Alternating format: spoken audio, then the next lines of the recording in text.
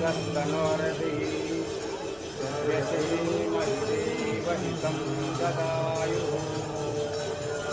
ॐ सहस्रशीर्षपुरुषः सहस्राक्षः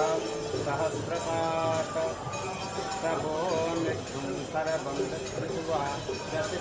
दशाङ्गुलं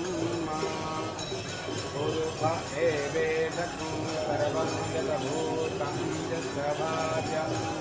पुनः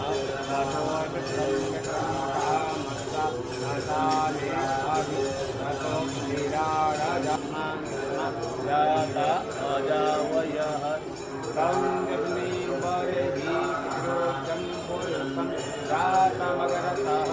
येन देवा अयजं सदाख्य यथायथै पुरुषं जगद्भूततिः व्यकल्पयन्